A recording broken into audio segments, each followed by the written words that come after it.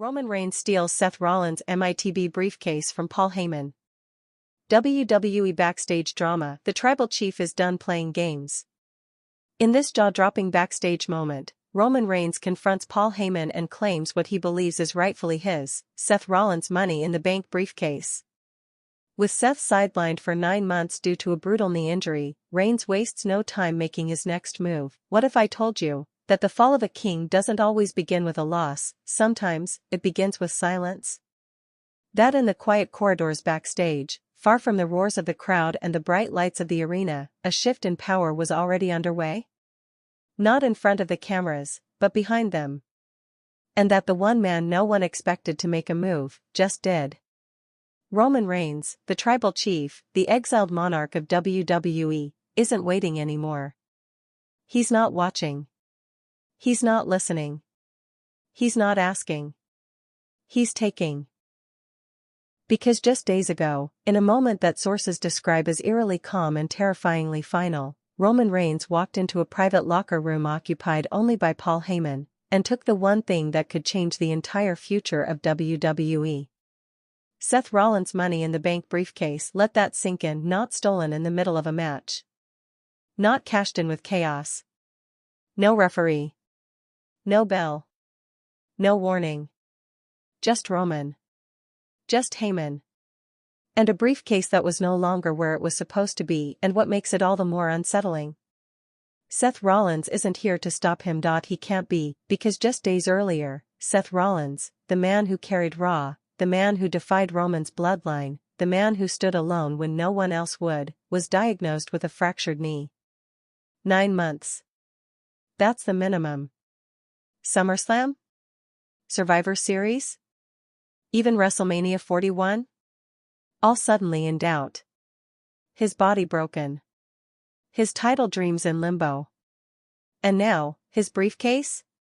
Gone. But this isn't just about injury. And it's not about opportunity. This is about power. About betrayal. About legacy. About what happens when the man who built the empire realizes he was never meant to leave it behind, because for Roman Reigns, this isn't just a comeback. This is a reclamation. The return of a warlord, not to a throne, but to the battlefield. And Paul Heyman?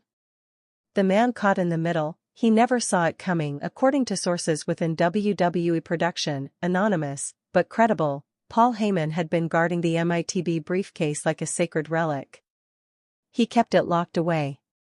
Hidden. Even from bloodline loyalists. Because after Seth Rollins collapsed at Saturday night's main event, Heyman was reportedly the first to recover the briefcase from medical staff. Why?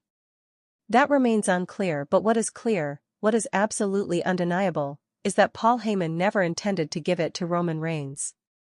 Not like this, not now, not after everything. Yet what happened backstage at Raw wasn't a conversation. It wasn't a request. It was a statement. Roman walked in, stood silent for 10 full seconds, and then uttered 4 words that turned Heyman to stone. Where's the briefcase, Paul?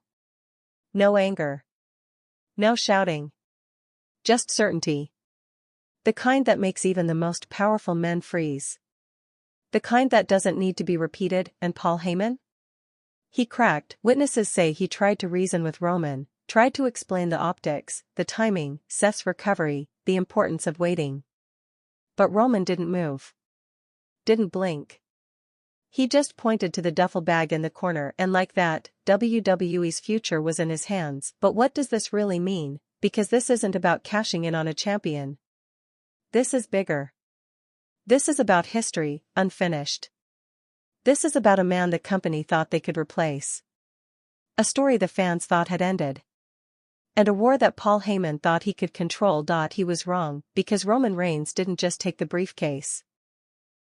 He sent a message, to the locker room, to the boardroom, to Seth Rollins, to everyone. He's back, and this time, he's not interested in redemption. He's interested in revenge. Let's go back, because this moment didn't appear out of nowhere. It was born from silence. From the absence of something once loud enough to dominate everything. When Roman Reigns walked away after WrestleMania, many believed it was the end of the Bloodline's iron grip on WWE. Solo Sikoa assumed control. Jacob Fatu emerged.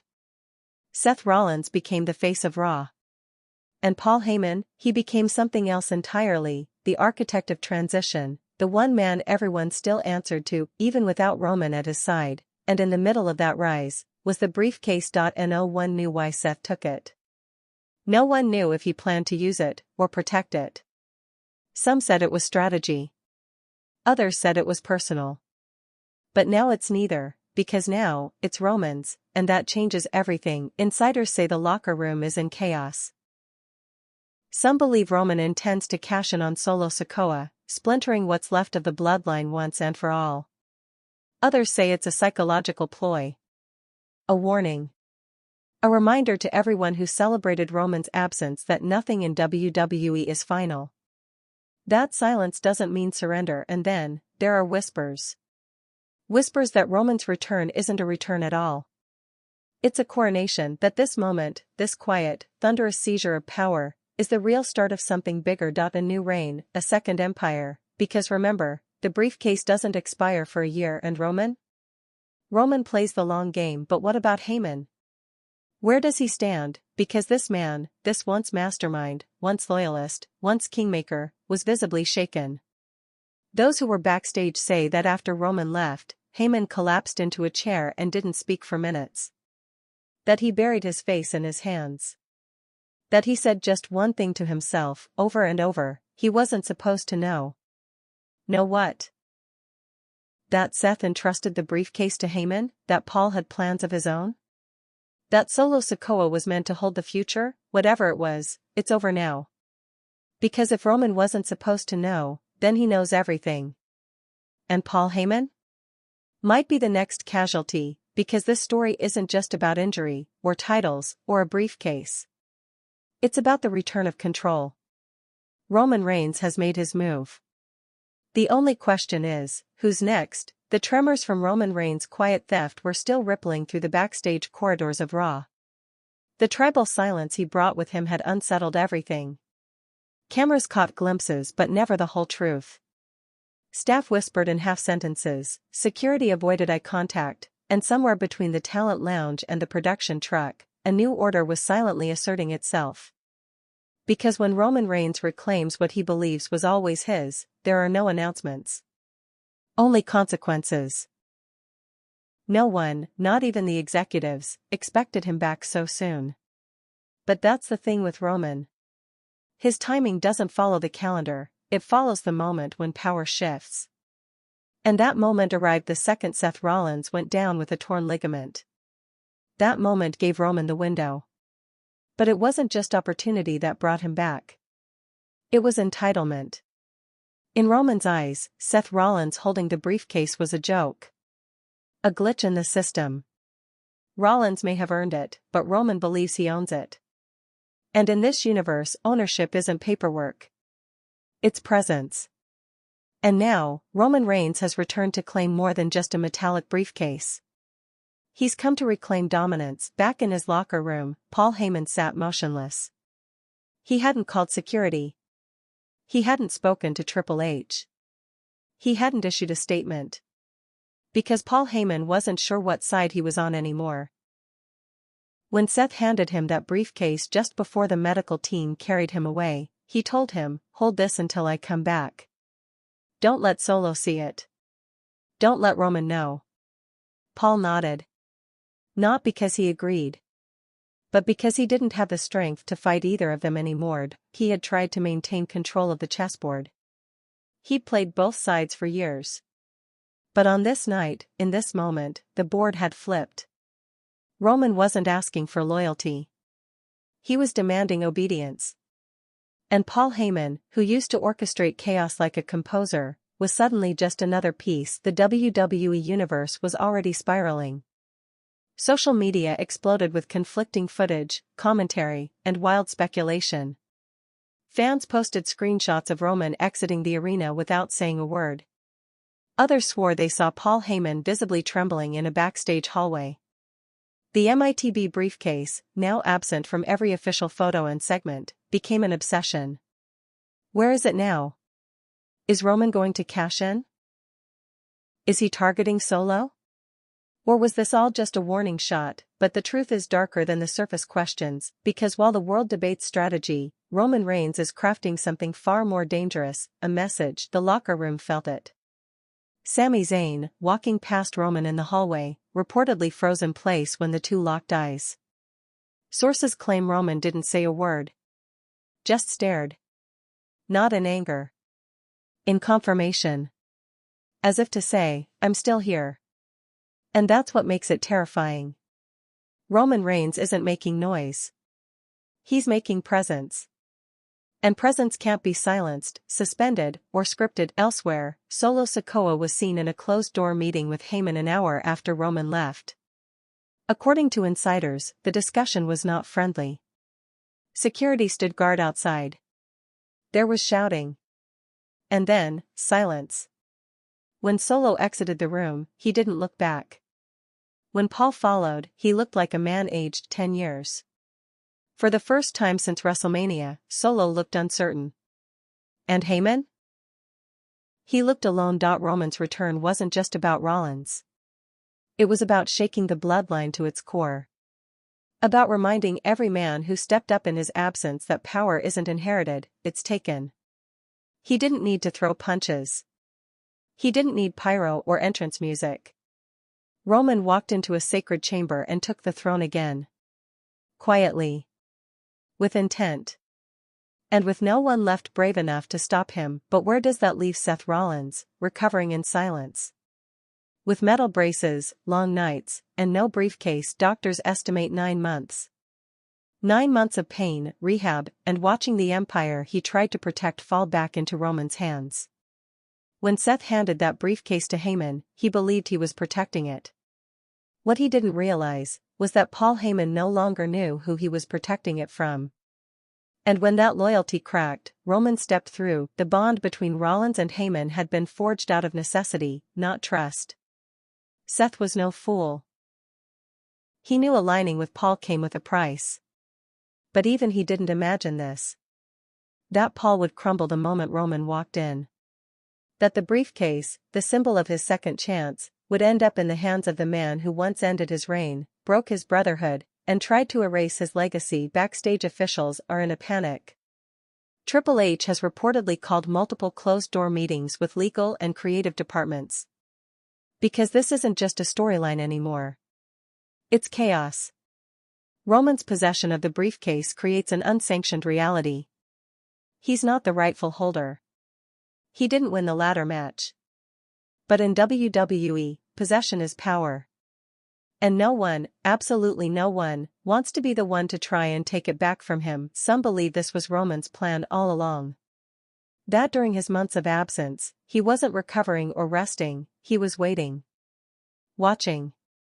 Letting factions form, letting empires rise, only to collapse them with one strategic strike. One whisper in the right hallway. One confrontation with the right man.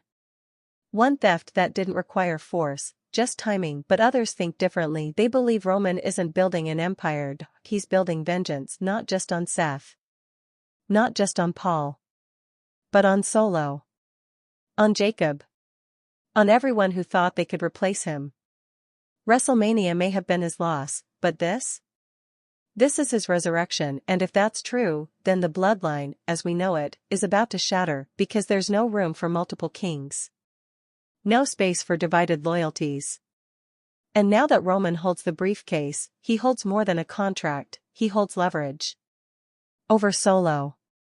Over Paul. Over WWE itself and Paul Heyman? He's seen this before. He's watched men fall to Roman's silence. Watched champions fade. Watched empires kneel. And yet, somehow, he always believed he was the exception. That his bond with Roman, built over a decade of manipulation and strategy, could survive anything. But now, as Roman stands tall once more, with Seth's briefcase in hand and no words to offer, Paul is starting to realize something painful. He was never an advisor, he was a pawn, and the moment he let his guard down, the tribal chief returned, not to ask for help, but to remind him, I don't need you. I just need what you're guarding. In the days following the incident, WWE officials released no statements. Not about the briefcase. Not about Roman's return. Not about Seth Rollins. That silence has only fueled speculation. Because silence, in Roman's world, is never empty. It's loaded. Strategic. It allows the chaos to breathe, to grow, to infect everything it touches, and that's what's happening now. Talent from Raw and SmackDown are whispering about shifting alliances. New shirts are being printed. Roman's name is reappearing on internal rosters. Unfinished rivalries are being dusted off. Something is coming, and at the center of it is a man no longer interested in titles or respect. Roman Reigns wants fear. He wants obedience. He wants the world to remember why he called himself the head of the table, and now, with the briefcase clutched in his hands, and the throne only steps away, he's not just returning to claim what he lost, he's returning to destroy what was built in his absence, and if that's true, then this isn't the return of Roman Reigns, it's the beginning of his final war. But as the war brews quietly behind the scenes, the man it threatens to consume most isn't Roman. It isn't even Seth Rollins. It's Paul Heyman, because what Roman stole wasn't just a briefcase, it was trust. Seth Rollins may be sidelined, but he didn't entrust that briefcase to just anyone. He entrusted it to Paul. He believed that Heyman, for all his history, for all his scheming, would at least protect that final chance. The Money in the Bank contract wasn't just a prop, it was a promise. A way back. A symbol that even after his body gave out, Seth Rollins still had a future. And Paul Heyman held it in his hands. Until he didn't, and that's where the heartbreak truly begins. Sources close to Rollins' camp say Seth hasn't spoken to Heyman since the incident. No calls. No texts. No cryptic tweets. Nothing. But silence from Seth is never empty. It's composed. Controlled. The silence of a man calculating the cost of betrayal. And the cost, in this case, may be irreversible. Because while his body may heal in 9 months, trust doesn't heal with ice and rest.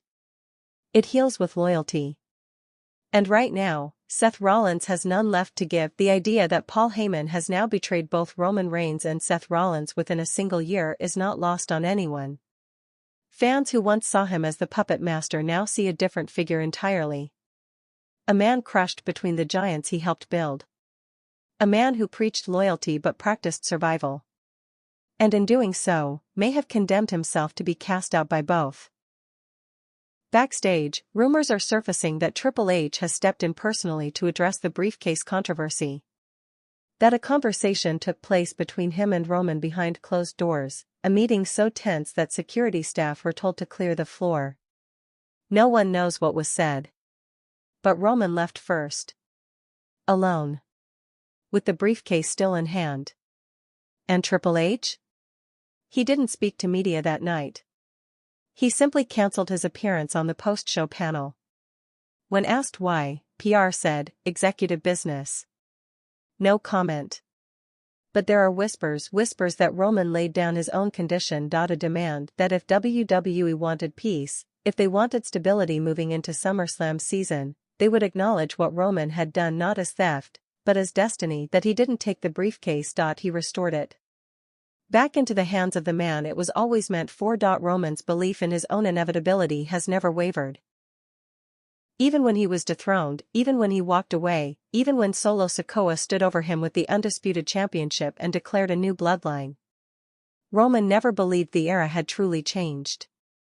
He just let the imposters wear his crown long enough to realize how heavy it truly was, and now, with the briefcase in his possession, Roman doesn't need permission, he doesn't need booking, he doesn't need approval, he needs opportunity, and Roman Reigns is a man who doesn't wait for it, he creates it. That's why SmackDown is now on alert, because while Raw reels from the fallout, the blue brand senses something darker. An ambush.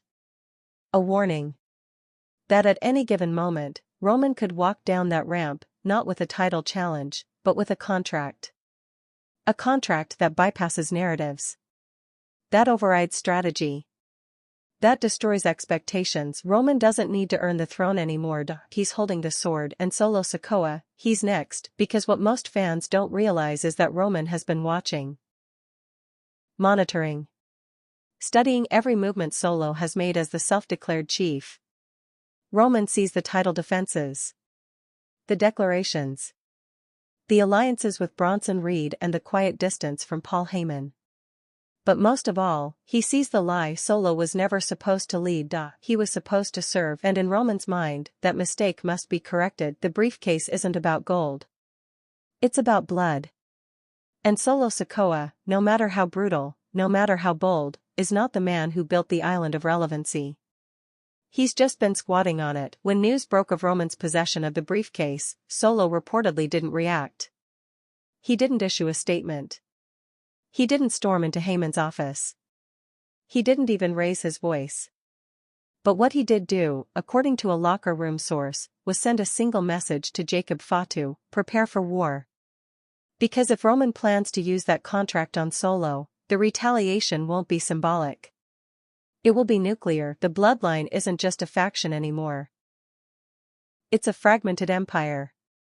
With Jacob Fatu quietly distancing himself from Solo's leadership, with Zilla Fatu hovering near Roman's shadow, and with Paul Heyman no longer trusted by any of them, the very pillars of the dynasty are cracking. And the briefcase? It may be the final hammer. Meanwhile, Megan Morant reported that a document had been submitted to WWE Legal late last night. An anonymous claim of possession. A formal request to update the MITB holder in WWE's internal system. The form was unsigned, but it came from a private email domain long associated with Roman's former management team. Coincidence? Or preparation? Because that's the most terrifying part. Roman Reigns doesn't make noise, he makes moves. Every day that passes with that briefcase in his possession is one more day of instability. One more day where every champion wonders if their reign is numbered. One more day where Paul Heyman stares at his phone, waiting for a call that will either welcome him back or destroy him entirely. And somewhere in Florida, Seth Rollins watches all of this unfold on a monitor. A brace on his leg. Painkillers dulling the sting. But his eyes?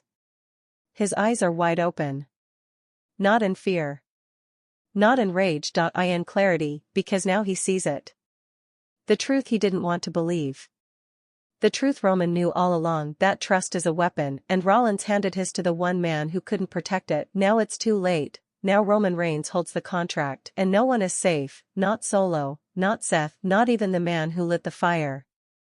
Paul Heyman: the world thinks Roman wants a title. They're wrong. Roman Reigns wants revenge, and the briefcase?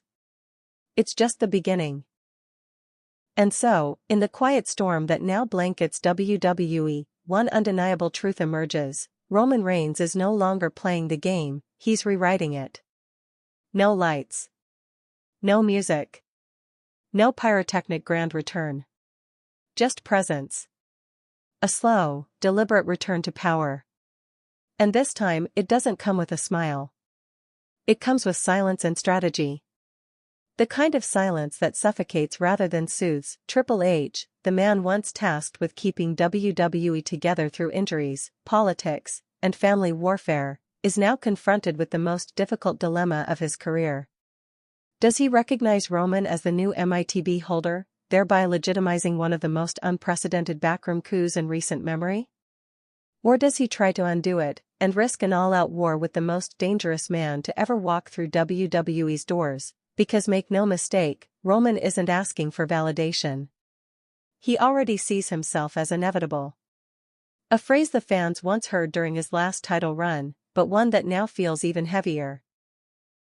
If Roman has the briefcase and no one can stop him from using it, what's the difference between authority and anarchy? The locker room has never been more divided. Some, like Sami Zayn and Kevin Owens, reportedly fear what this means for WWE stability. Others, like Zilla Fatu and possibly even Jacob Fatu, see Roman's actions not as betrayal, but as restoration. A return to order. A return to a time when the bloodline didn't squabble and fracture, but conquered. When Roman's word was law. When Heyman didn't flinch. When no one dared look the tribal chief in the eye, but that world is gone, and perhaps Roman knows it. Perhaps this isn't about returning to the throne, but burning it, because this act, the briefcase, the theft, the silence, it feels less like a comeback and more like a declaration of war. A war not just on titles or enemies, but on the very structure that tried to move on without him. That tried to build a new kingdom with Solo, with Seth, with anyone except the man who built it all in the first place. In his mind, this wasn't theft, this was justice. He watched as Seth Rollins held court on Raw week after week, while Heyman whispered into the ears of new champions. He watched as Solo stood tall on SmackDown, surrounded by wolves pretending to be warriors. He watched, and he waited, because Roman doesn't speak until it matters, and when he does, he doesn't whisper. He moves, and now the briefcase, meant to be the last lifeline of a fallen champion, is Roman's tool for demolition. Not redemption. Demolition. What makes this even more surreal is that the WWE universe is split. Not just the fans, but the superstars themselves. Some are calling it genius. Others, unforgivable. Some say Roman has the right, Rollins entrusted Heyman, and Heyman folded. That's not Roman's fault, they argue. That's just business. Others are calling for the briefcase to be stripped, for a rematch, for rules to be enforced. But how do you enforce rules when the enforcer doesn't care about them? This isn't the Roman Reigns who ruled with fear and family. This is the Roman Reigns who walks alone, and he's more dangerous than ever. Backstage, producers are reportedly working around the clock to reconfigure upcoming creative. SummerSlam, which was once slated to feature Solo versus Jacob or perhaps even Rollins' dramatic return, is now a battlefield of uncertainty. Will Roman cash in there? Or will he wait, looming in the background like a ghost, haunting every moment until the perfect opportunity arises? One source claims Roman's new vision doesn't even involve a traditional title match. That he may use the briefcase to force an entirely new stipulation, a bloodline-only championship. A tribal crown. Something that can't be won with rules, only legacy. That he doesn't want to hold the company's title. He wants to redefine what being champion even means, and in Roman's mind, only one man can grant that: Paul Heyman. The irony is thick. The man who tried to guide the future may now be forced to build the monument of his own undoing. Roman hasn't said a word to him since that night. But the message is clear. You may have betrayed me once. You may have advised my enemies. But now, you'll finish what you started. Or you'll burn with it. Heyman is reportedly under immense pressure. Internal talks suggest his loyalties are being questioned by both brands. No one knows what side he's on anymore, not even Heyman himself. Seth Rollins' inner circle wants answers. Solo Sikoa is demanding strategy. Triple H wants stability. And Roman?